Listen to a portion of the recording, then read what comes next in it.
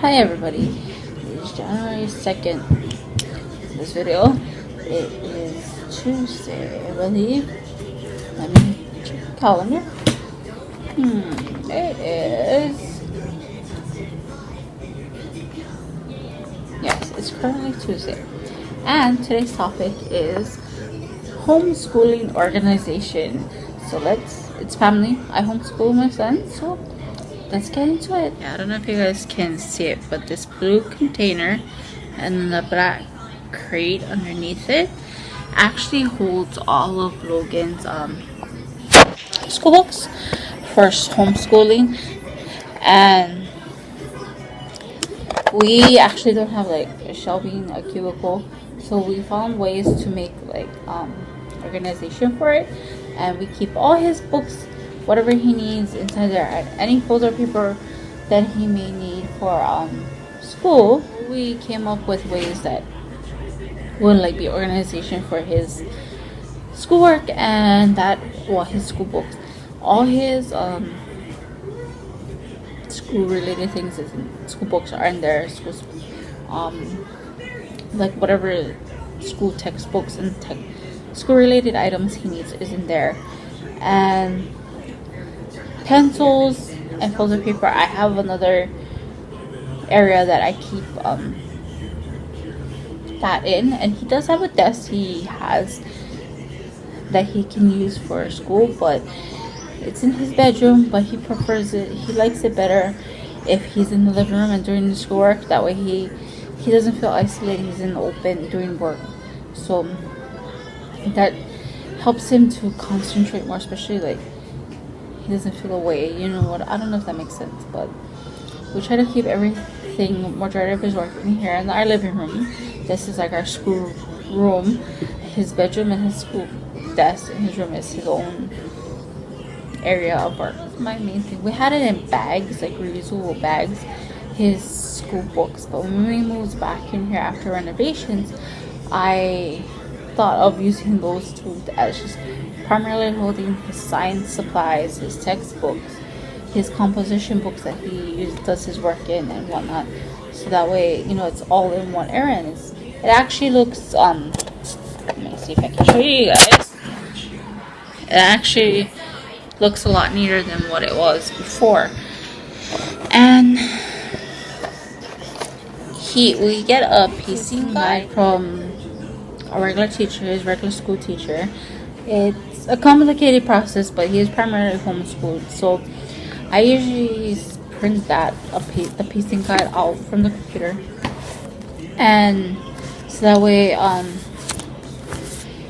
know what lessons he needs to do for that week, and it goes by the weeks, you know, like week 18 and such, and then it has the subjects that he needs to do.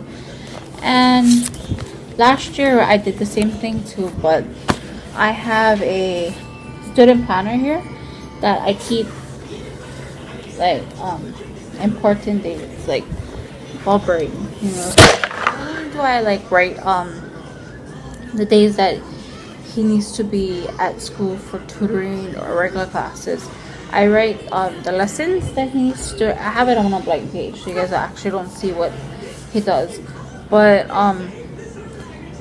I plan out his lessons that day, because when he's home for homeschool, I do have to check him in with school, so as an attendance. If not, he'll be marked absent. So, and they ask what he'll be doing that particular day. Like for example, Tuesday he'll be doing like maybe math and reading or something, you know, or composition. So I would have to write like, oh, okay, today Logan is doing math and composition, and then next day he'll be doing science or history or something, other language art related, if it's not under the composition.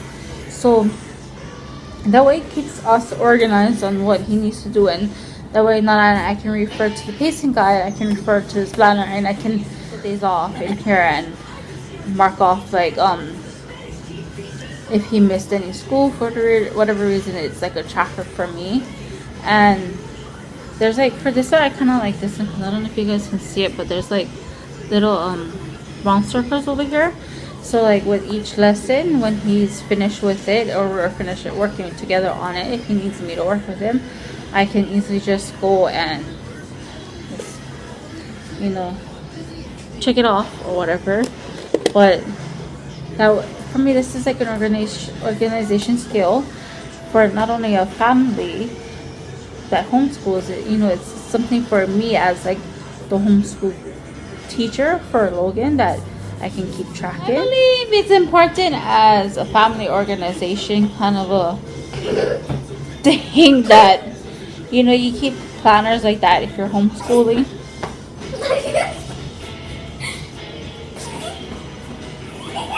So for me, even though we don't really like have a schoolroom here, as long as for me if you're a family that homeschools, make sure you guys have an area that, you know, you have the school books, even if it's the shelving or like how we do with a copy organizational box or even a crate or something, you know, something that will help you guys remain organized. You know, that's a good thing. And then I haven't done like a board or something, you know, the dry erase board with Logan, so that way he knows what lessons it is done today. I just usually help get the work ready, the workbooks, and that way I can go over it with him and show him what he needs to do and go over it with him, and we work on it, or if he wants to, he can work it on himself, which a lot of times he does because it's easier for him to do it that way, you know. That way, you know, you guys have that organization for homeschooling, and it works for us. I'm sure down the road we'll find other things that will work out for us. Once again, if you would like to see something like homeschool related, or us talking about our decision to go from a transition from regular public school to homeschooling or something, let us know in the comments below. For us, it's affected us as a family, and it's a good something that impacted our lives for the good as a family. So I look at this as kind of like a family kind of a thing. So I hope you guys don't mind us sharing our family,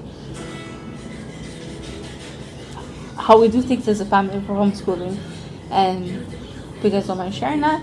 I will not go over the books that Logan has for privacy, but you know, I just wanted to give you guys an insight of what we do, and give this a video a thumbs up. And if you want to see more related homeschool related ideas, topics, whatever that we learned in the last 2 years of homeschooling, please let us know in the comments below, and we'll be more than happy to do that in the video. So we'll see you guys in our next video.